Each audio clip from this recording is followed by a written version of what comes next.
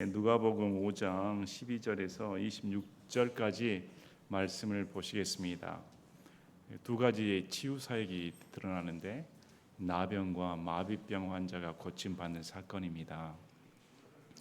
이걸 이제 영적으로 해석하기도 합니다. 나병은 우리 죄의 속성과 비슷하기 때문에 마비병도 마찬가지고, 이 두 가지 치유 사역을 지금 예수님께서 펼치시고 이걸 누가가 기록해 놓았습니다. 나병은 고칠 수 없는 병입니다. 고침받기 힘든 병입니다. 또 마비병은 아예 의학적으로 손쓸 수 없는 지경에 빠졌는데 이 두 사람이 예수님을 만나 어떻게 고침을 받는가, 누가가 의사이기 때문에 누구보다 더 세밀하게 본문을 묘사해 줍니다. 이제 오늘 말씀을 보시면서 나는 어떤 점에서 나병 환자이고 어떤 점에서 마비병 환자인가, 이런 나를 고칠 수 있는 분은 예수님밖에 없다. 또 예수님은 어떤 죄인이라도 만져주시기를 원하신다. 우리 생각과 다릅니다. 이전에 분명히 베드로는 주여 나를 떠나소서 나는 죄 많은 사람입니다, 이렇게 베드로가 고백을 합니다. 그래서 예수님을 만나는 건 자기 의의를 부추기는 게 아니라 예수님을 만나면 만날수록 나는 죄인입니다. 나는 하나님 앞에 있을 수가 없습니다. 하나님과 나는 함께 갈 수 없는, 나는 더러운 사람입니다. 이것이 예수님 만난 사람의 공통된 고백입니다. 그래서 오늘날 이단 사이비의 특징은 자신의 의를 부추깁니다.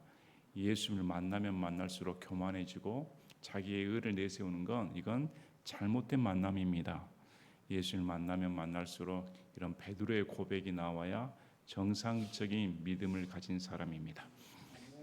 그래서 이 베드로가 예수님으로부터 부르심을 받아 이제 그의 인생이 완전히 변화돼 버립니다.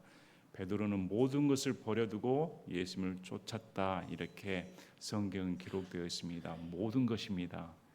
자기의 인생의 목표 모든 걸 다 포기하고 그물을 버려두고 삶의 터전을 버려두고 예수님을 따라갔습니다. 이건 쉬운 결단이 아닙니다. 앞으로 예수님이 무슨 자리를 약속해 주신 것도 아니고 일개의 목수 출신인 그분이 그리스도라는 사실 하나만을 믿고 따라가는 것입니다. 그런데도 이렇게 따라갔을 때 여러분, 베드로가 이 세상 사는 동안 에어컨 바람을 쐬면서 편하게 지냈을까요? 아니면 좋은 차를 몰고 좋은 집에서 가정을 꾸리며 평탄한 삶을 살 수 있었을까요? 그런 삶은 존재하지 않습니다. 예수님을 따르는 삶은 고난의 삶이지 이 세상에서 평탄한 삶을 약속해 준 적이 없다는 사실입니다. 나는 제자가 되겠습니다. 나는 예수님을 따르는 사람이 되겠습니다. 이렇게 제자란 타이틀은 좋아하는데 실제 제자의 삶이 무엇인조차 모르는 것이 우리 현실 아닙니까?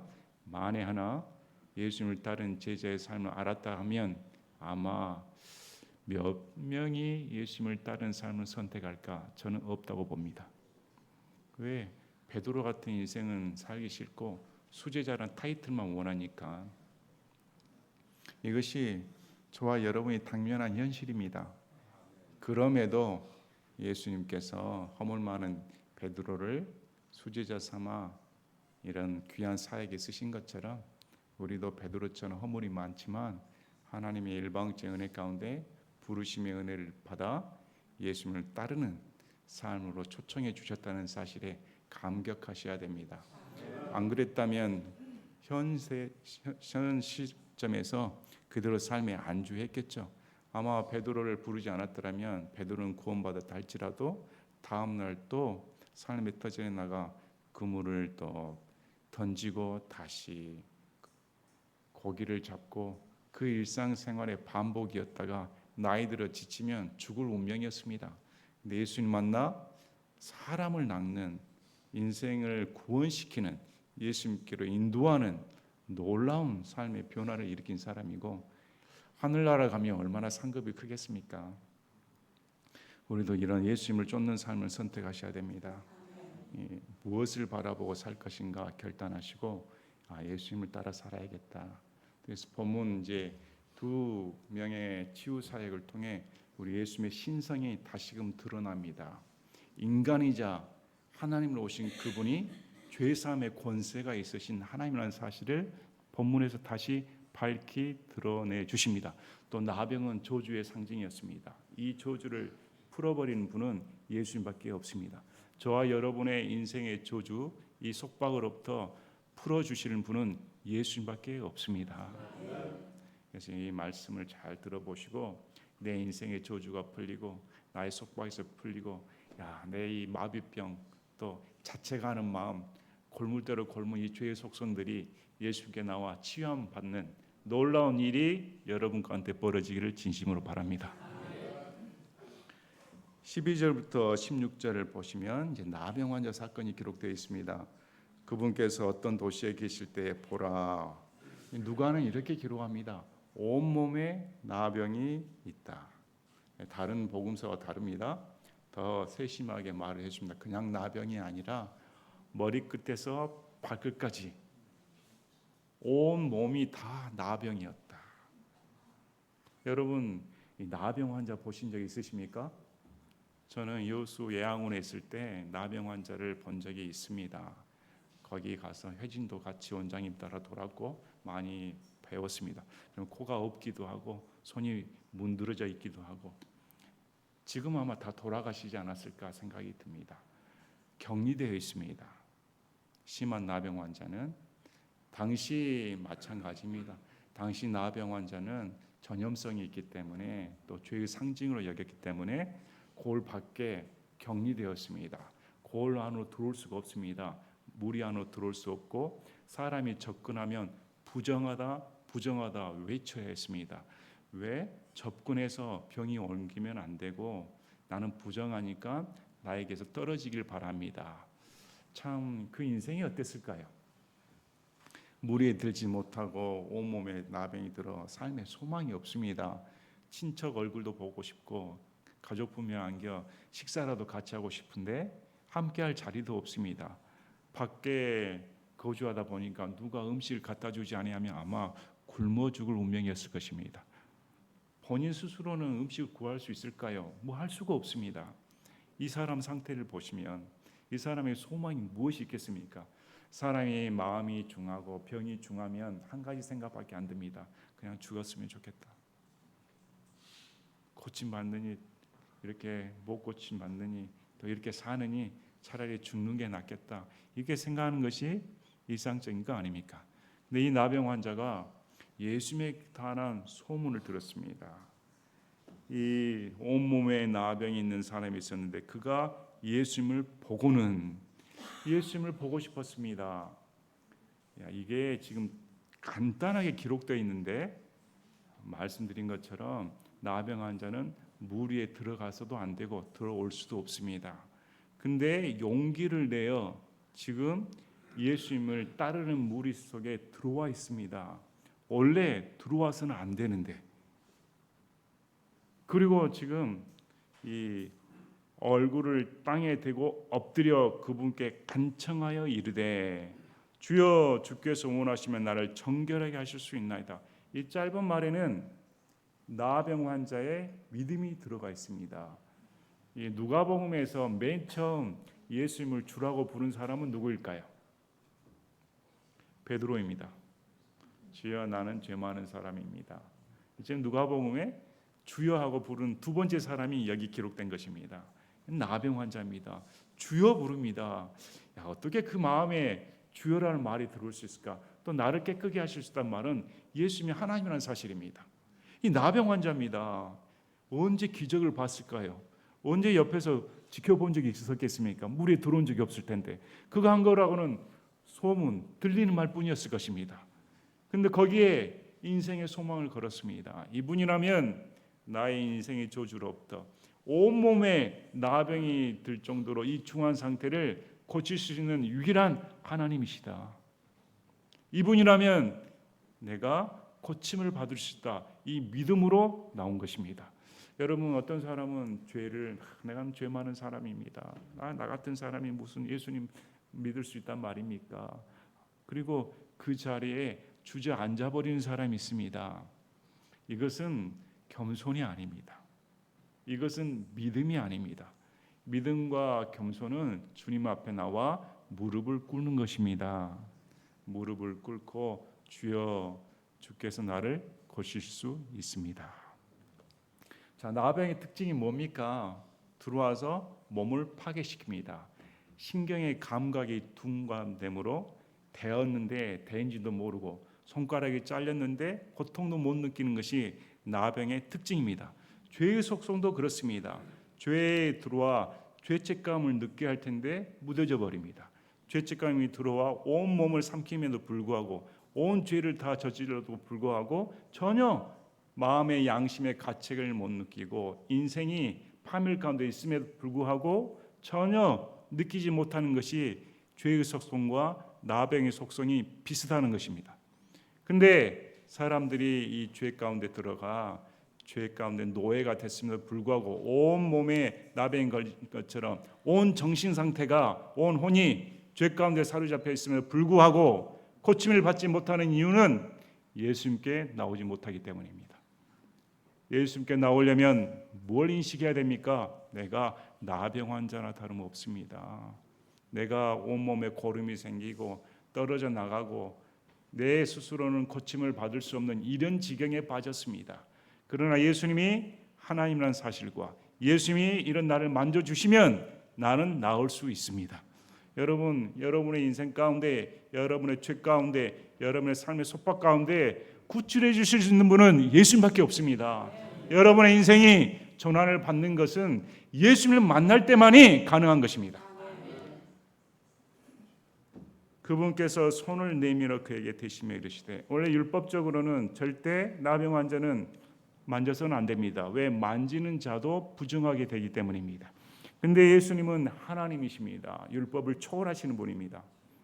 그래서 어떤 분은 예수님이 율법을 어길 수 없으므로 되시자마자 고침을 받았다 이렇게 주장하기도 합니다. 이미 되셨을 때 고침을 받았다 이렇게 주장하는 의견도 있습니다.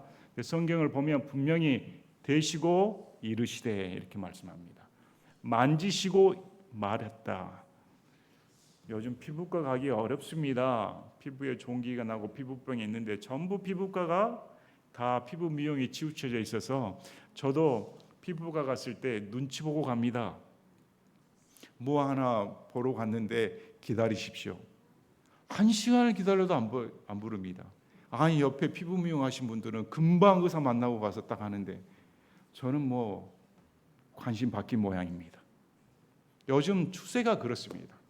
이 환자는 누가 받아들일까요? 이 나병 환자는 누가 만져줄 수 있을까요? 어떤 의사가 고칠 수 있단 말입니까? 아무도 그와 접촉되는 걸 꺼려했습니다.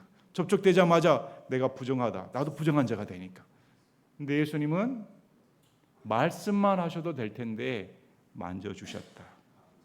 이게 나병 환자에 대한 깊은 사랑입니다. 여러분이 나병 환자로 보시면 여러분 병 걸려 보신 적 있습니까? 중환병에 걸렸는데 나한테 와서 만져주고 애통해하고 같이 있어주면 그만한 위로가 없습니다. 근데 이 나병 환자는 전부 다 꺼려해서 슬슬 피해갔습니다. 딱 보고 나병이면 아유 더럽다 하고 주랭란을 치는 것이 일반 사람들이었습니다. 감히 만져주라 상상이나 했겠습니까?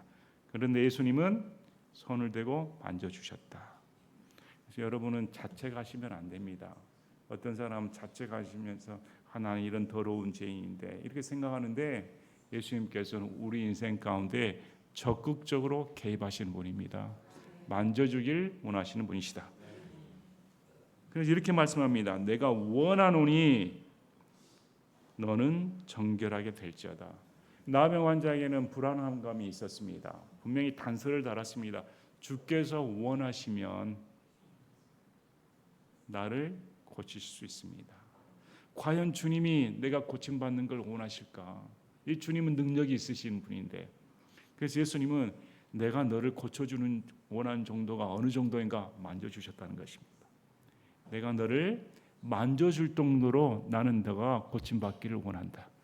여러분, 여러분의 인생이 저주에서 풀리는 거, 여러분이 고통 가운데서 풀리는 거 누구보다 원하시는 분이 예수님입니다.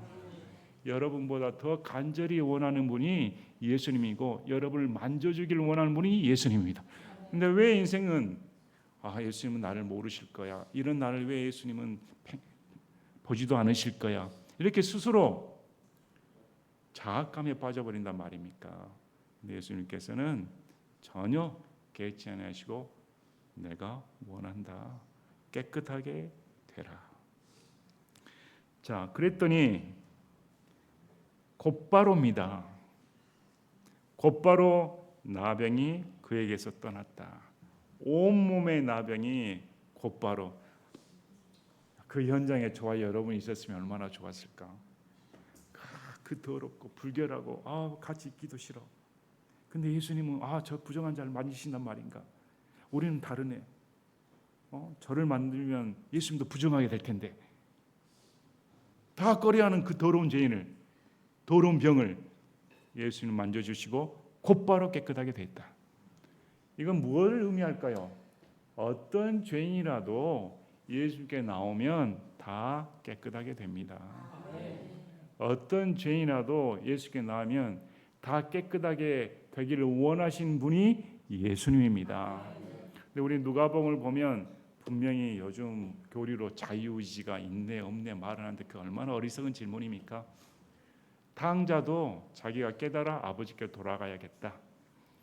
여기 나병 환자도 주님께 나와 나를 고쳐주시길 바랍니다. 누가 요청합니까? 당사자입니다. 가만히 있다고 되는 일이 아닙니다. 분명히 예수님께 나오는 것은 당사자여야 됩니다. 여러분 이 자리에 앉아서 언제나 때가 되면 나는 고침받을 거야. 언제나 때가 되면 예수님이 지나가다 날 부르실 거야. 이런 일은 없습니다. 지금 당장 주님 앞에 나와 내가 이 지경입니다. 내가 나병 환자나 다름없습니다. 내가 죄 가운데 빠져서 도저히 이 죄 가운데 헤매어서 나올 수가 없습니다. 주여 나를 만져주시길 바랍니다. 이럴 때 단 한 사람도 예의 없이 한 번도 예수님은 우리를 부정하다 말씀하신 적이 없다는 사실입니다. 어떤 더러운 죄인도 주님 앞에 나오면 정죄받은 사실이 단 한 사실도 없다. 그래서 곧바로 고침을 받았습니다. 그분께서 그에게 명하셔서 율법대로 제사장이 가 너의 병 나음한 것을 확인하고 이제 정상 생활로 돌아가라. 참 나병 환자가 얼마나 기뻤을까? 뛸 듯이 기뻐했을까? 순식간에 불치의 병으로 한 것이 고침을 받았으니까요. 또 가장 먼저 가정으로 돌아가지 않았겠습니까? 야, 이런 일이 벌어졌다. 그리고 그 소문이 싹 퍼졌겠죠. 동네에 들어온 그가 분명히 나병이어서 동네 바깥으로 격리당했는데 멀쩡한 모습으로 동네로 들어오니 이게 무슨 일인가? 예수님의 명성이 싹 퍼졌습니다. 그래서 사람들이 예수님께 몰려들었습니다. 병 고침 받으러. 그래서 나는 이 목적으로 온 것이 아니니까 자리를 피하셨습니다. 이걸 지금 나병 환자에게 벌어진 놀라운 사실입니다. 두 번째, 마비병 걸린 사람이 고침받는 사건이 기록되어 있습니다. 여기는 조금 특이합니다. 왜 마비병 걸린 사람의 믿음이 나오질 않기 때문에 마비병 환자의 믿음이 아니라 데리고 온 사람들의 믿음에 의해 이 사람이 죄 용서 받는 놀라운 사건이 기록되어 있습니다. 어느 날 그분께서 가르칠 때에 갈릴리의 모든 고을과 유대와 예루살렘에서 온 바리새인들과 율법 박사들이 곁에 앉아 있는데 장황하게 설명을 했습니다. 온 지역에서 어떤 부류가 모였다고 나옵니까? 율법사들과 바리새인들. 이들의 공통점이 무엇일까요? 교만합니다. 자기에 충만합니다. 또 정죄의식이 강한 사람들입니다. 자기가 성경을 제일 잘한다고 의시되던 자들이었습니다. 항상 예수님이 어떤 일을 벌이는가 꼬투머리를 잡기 위해 지금도 보고 있는 것입니다. 예수님께서 오른손 마른 자를 안식일에 고쳐주셨더니 놀랍고 감사하는 게 아니라 안식일에 고쳐주셨다고 죽이려고 했던 모의했던 자들이 율법사들과 바리새인들입니다. 자, 오늘 이 장면에는 몇 가지 부류가 나옵니다. 여기 모여있는 자들은 예수님의 말씀을 듣는 청중들, 그 다음에 마비병 환자와 환자를 데리고 온 친구들, 또 그 다음에 이 율법사들과 바리새인들, 이 세 부류가 나오는데 여기서 저와 여러분은 어느 부류에 속하고 있는가? 저와 여러분은 율법사들과 바리새인들인가? 아니면 마비병 환자를 데리고 온 사람들인가? 아니면 청중들인가? 이 세 부류 중에 여러분은 어떤 사람들인가? 오늘날도 마찬가지입니다. 오늘날도 예배를 드리러 옵니다. 예배를 드리러 오는데 이런 율법사들과 바리새인들이 있습니다. 내가 킹제임스 성경을 더 잘 아는데, 내가 성경을 더 잘 아는데 오늘 예배를 똑바로 드리는가 보겠다. 뭐가 틀리는가 보겠다. 이렇게 정죄하고 판단하기 위해 온 사람들이 분명히 있습니다. 또 어떤 사람들은 하나님의 말씀을 듣고자 귀가 쫑긋하여 온 사람들이 있고, 또 어떤 무리는 우리 동네에, 우리 직장에, 우리 가족에 안 믿는 자가 있는데 이 자가 예수님 만나 구원받아야 할 텐데 어찌하든지 이 사람을 구원시키기 위해 무슨 수를 써서라도 하나님의 말씀을 들려줘야겠다 하고 데리고 온 사람도 존재합니다. 여기서 여러분은 어떤 부류입니까? 왜 여기 앉아 계십니까? 여기 앉아 계셔서 여러분이 하는 것은 무엇입니까? 제가 킹제임스 성경을 알고 이렇게 하다 보니까 차라리 킹제임스 성경을 몰랐더라면 그냥 장로교에서 장로 생활하시지 왜 여기 와서 생활하시는가 여러분들을 보게 됩니다. 이렇게 말씀드리는 이유 뭐냐면 어떻게 그렇게 판단하기 좋아할까? 왜 본인은 모를까? 주님 앞에 나와 내 모습은 어떠한가? 나는 하나님을 어떻게 믿어야 될까? 이 생각을 해야 될 텐데 매 사사건건 율법사와 바리새인 노릇한 사람들이 제가 보기에는 독립침례교회가 훨씬 많습니다. 다 고개를 끄덕끄덕 하십니다. 마음이 통하시죠? 오늘 말씀 보시기 바랍니다. 이 율법사와 바리새인들이 이렇게 예수님에 대한 편견을 가지고 나와 있었습니다. 자, 보라, 사람들이 마비병에 걸린 사람을 자리에 누인 채 데려와 그를 그분 앞에 놓으려고 안으로 데려갈 방법을 구하였으나 마비병에 걸린 사람이 있습니다. 신경 손상은 거의 불가역적입니다. 한번 신경이 손상 당하면 회복되기 어렵습니다. 그래서 우리 허리 디스크 환자 중에 엄지 발가락에 힘이 떨어진다 하면 응급입니다. 신경 손상이 있구나, 이건 회복되기 어렵다는 증거니까 바로 수술을 받든지 조치를 취해야 됩니다. 우리 이런 마비병에 걸려버리면 이 마비병은 회복되기가 어렵습니다. 이 사람은 자리에 누워 있었습니다. 그것도 본인 힘으로는 걸어올 수 없었으니까 들것에 실려왔다고 하지 않습니까? 옥창도 생기지 않았을까? 불결하지 않을까? 몸도 씻겨줘야 되고 옆에서 다 돌봐야 되고. 저는 가끔 보호자가 지체 장애인들 또 장애 아들 이렇게 데리고 오는 경우가 있습니다. 그러면 그 부모들의 마음, 부모들의 헌신 참 존경스럽습니다. 어떻게 저게 다 감당할 수가 있을까? 또 여기 보면 이 마비병 환자를 어떻게 감당할 수가 있겠습니까? 또 뭐 근데 이 친구들이 데려옵니다. 사람들이 이렇게 마비병 환자를 사랑하는, 어찌하든지 고쳐주고자 싶어하는 그런 마음이 있었다는 것입니다. 이들에게는 어떤 소원이 있었을까요? 나병 환자가 예수를 만나 고침받은 것처럼 이 마비병 환자도 예수를 만나면 고침받는다, 이런 확실함이 있었습니다. 여러분, 교회에 오면 죄의 용서함 받고 인생이 달라진다는 확실한 마음이 여러분 가운데 있습니까? 진짜 내가 예수를 만나면 이전의 삶과 완전히 다른 삶을 살게 된다. 이전에 마비병에 걸려 내 힘으로는 하나님을 쫓을 수가 없고 내 힘으로는 하나님을 사랑할 수도 없고 내 힘으로는 하나님을 알 수도 없었는데 내가 예수를 만나게 되면 내 인생이 변화되어 사랑의 눈을 뜨게 되고 헌신의 눈을 뜨게 되고 영혼이 무엇인지, 영원한 천국이 무엇인지 인생 가운데 완전하게 변화돼 버리는 그런 놀라운 역사가 일어나는 사실을 여러분은 증언할 수가 있습니까? 왜 어떻게 마비병 환자를 데리고 올 수 있습니까? 확실하니까. 여러분이 왜 전도할 수가 있습니까? 왜 전도를 하지 않습니까? 그러면 확신이 없으니까. 마음 가운데 확신이 있으면 예수 만나면 변화됩니다. 예수 만나면 완전히 다른 삶을 살게 됩니다. 그래서 이 사람들이 마비병 환자를 예수님 앞에 데리고 왔다. 그런데 문제가 생겼습니다. 사람이 너무 많아 그걸 뚫을 수가 없습니다. 뚫기가 어렵죠. 사람이 빽빽이 하고 있는데 들것에 실려오려면 길을 내줘야 될 거 아닙니까? 그런데 다 길 내주기 싫어합니다. 공연장에 갔습니다. 앞자리 다 보고 싶어합니다. 누가 앞자리 내주겠습니다. 들어오려면 이렇게 밀어버리지.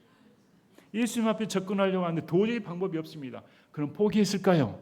여기에 애잔함이 있습니다. 여기에 간절함이 있습니다. 장애물을 극복하는 것이 믿음입니다.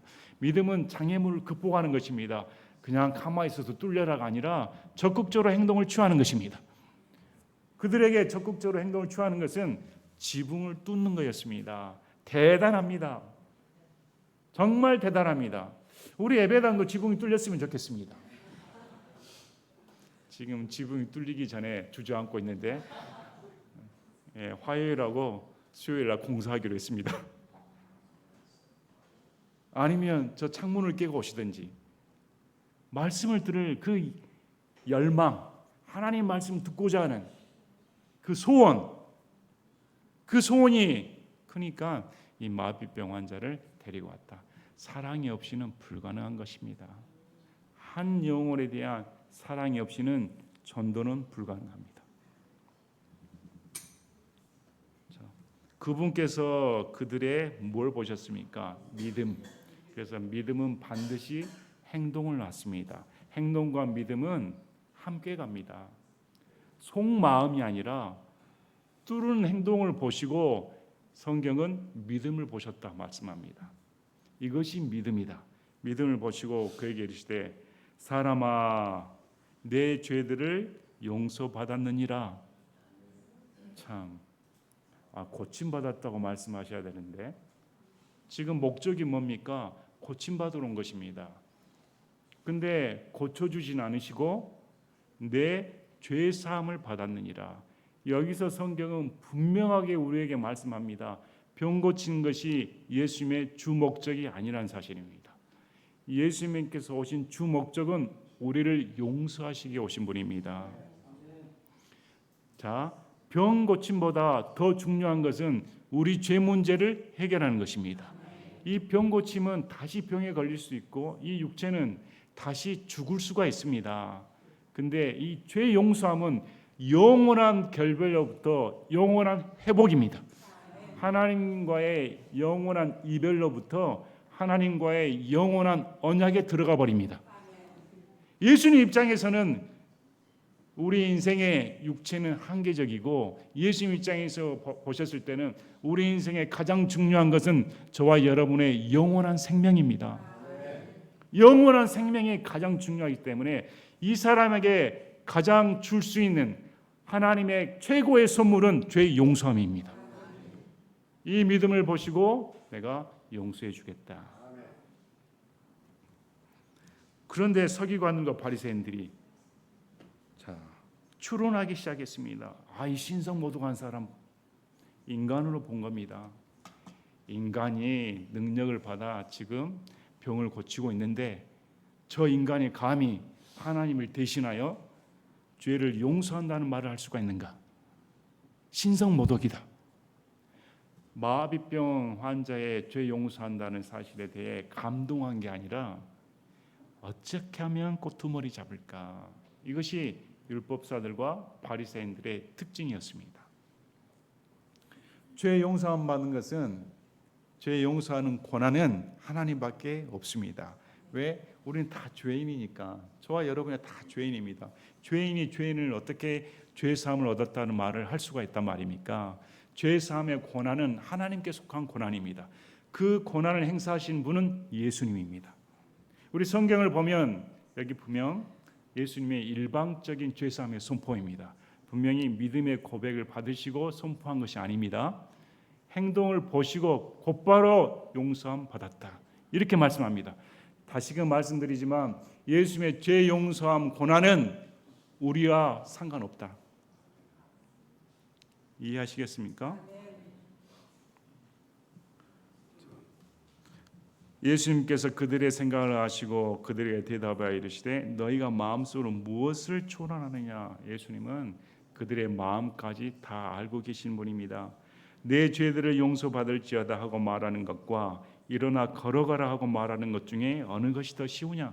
참 예수님의 질문은 날카롭습니다. 너희들 지금 죄 용서함의 권한은 하나님밖에 없다고 말하고 있는데, 그러면 너희는 내가 죄 용서함 선포했는데 너희들이 이게 더 어렵다고 생각하느냐? 그럼 내가 하나님이라는 사실을 믿을 수가 있나? 이 사실이 더 어렵다는 말입니까? 아니면 지금 이 병자가 마비병입니다. 도저히 이건 의학적으로 고침을 받을 수가 없습니다. 이 사람이 일어나 걷는다는 것이 더 쉬우냐? 둘 다 어렵습니다. 둘 다 곤란한 문제였습니다. 근데 예수님께서 내가 죄 용서함의 권한을 갖고 있다는 사실을 너희가 알게 하기 위해 병을 고쳐주겠다. 다시 말씀드리면 병 고침의 역사는 무엇 때문에 존재합니까? 예수님이 죄 용서함 하시는 권한을 갖고 있다. 성경에서 나오는 기적은 다 예수님이 하나님이시고 그분이 죄 용서함의 권한을 갖고 계시는 분이시라는 사실을 입증하기 위해 병 고침의 역사가 일어나는 것입니다. 그래서 오늘날은 존재하지 않습니다. 왜? 성경에서 십자가상에서 이미 예수님이 죄를 용서해 주시고 단번 구속의 역사를 이루셨다. 성경에 이미 정립되어 있기 때문에 그걸 확증하기 위해 다시 반복적으로 병 고침의 역사는 일어날 수가 없다는 것입니다. 그래서 하나님께서 지금 마비병 환자를 고치셨다. 참, 한번 우리도 수련회 때나 그거 한번 해봤으면 좋겠습니다. 네 사람이 들것에 마비병 환자 실어가지고 수련회 때 한번 여러분이 마비병 환자라고 무슨 죽음 가상 체험도 하는데 무덤 속에 들어갔다 나오기도 하는데 여러분들 들것에 딱 실려가지고 내가 마비병이다. 근데 예수님 앞에 나오면 어떻게 할까? 몸도 이렇게 꼼짝도 못하는데 대소변도 가리지 못하는데 이런 상황인데 죄 용서함? 글쎄 마비병 환자 입장에서는 그게 반각이 들렸을까? 난 당장 고침을 받아야 되는데. 근데 마비병 환자가 벌떡 일어나. 참 거기 있는 사람들이 얼마나 놀랐을까. 즉시 그가 그들 앞에서 일어나 자기가 누웠던 것을 두고 누구께 하나님께 영광을 돌리며 자기 집으로 떠나니 하나님께 영광을 돌리더라. 즉시 벌떡 일어나. 저는 저와 여러분이 예수님을 만나 이런 감격을 누렸으면 좋겠습니다. 예수님을 만나 지금 기존에 있었던 삶의 자리에서 벌떡 일어나 하나님께 영광 돌리며 이분이 내 마비병을 고치셨습니다. 나의 도저히 감각이 무뎌지고 신경이 말이 듣지 않는 내 인생 내 마음대로 살 수 없는 이런 삶의 틀에서 예수님의 음성을 듣고 벌떡 일어나 이런 새로운 삶을 살게 되었습니다. 이렇게 하나님께 영광을 돌리는 그런 역사가 우리 교회에서도 일어나면 좋겠습니다. 새로운 성도들이 오셔서 하나님의 말씀 듣고 또 여러분들이 적극적으로 마비병 걸린 사람은 다 사방천지 아닙니까? 주위 둘러보시기 바랍니다. 불신자들은 다 나병 환자고 마비병 환자들입니다. 감각이 둔감해요. 지옥이 어딘지 천국이 무엇인지 저주가 무엇인지 심판이 무엇인지 전혀 모르고 있는 사람들입니다. 걸어다녀도 시체들입니다. 그들이 살 수 있는 유일한 방법은 예수님 만나는 것밖에 없습니다. 그들이 살 수 있는 유일한 방법은 예수님 만나 죄 용서함을 받아야 됩니다. 죄 용서함을 받지 않는 그 혼은 그 어떤 혼도 다 천국까지 못하고 지옥 갈 운명입니다. 근데 하나님께 나와 고침을 받고 영광을 돌리더라. 그들이 다 놀라 하나님께 영광을 돌리며 두려움에 차서 이르되 오늘 우리가 이상한 일들을 보았다. 그들에게는 이상한 일들이었습니다. 그들에게는 이것이 이상한 일들이었습니다. 여러분의 눈에는 어떻게 보입니까? 예수님의 구원 사역인데, 예수님의 놀라운 기적의 사역인데 마음이 무뎌져 버리면 이런 판국에 빠져버립니다. 마음 가운데 예수님의 사랑이 들어갈 틈이 보이질 않습니다. 한 영혼에 대한 사랑, 한 사람이 죄 용서를 받아 기뻐하는 모습을 보고 감격해하는 것이 사라져 버립니다. 그런 면에서 우리가 나병 환자고 우리가 마비병 환자들입니다. 예수님 만나 고침받아야 됩니다. 우리 마음 가운데 다시금 예수님에 대한 사랑, 예수님에 대한 마음, 또 예수님에 대한 헌신, 예수님에 대한 감격, 무엇보다 한 혼을 사랑하는, 한 혼을 건지고자 싶어하는 열정이 가득해야 됩니다. 그래서 오늘 나병 환자와 마비병 환자를 하나님께서 고쳐주심으로 우리 예수님이 치유자이시며 우리 예수님이 죄를 용서하시는 구원자이시다. 이 사실을 말씀해 줍니다. 오늘 말씀을 토대로 저와 여러분이 다시금 치유자 되신 예수님을 만나 인생이 변화되는 그런 시간 되기를 간절히 바랍니다. 제가 기도와 마치겠습니다.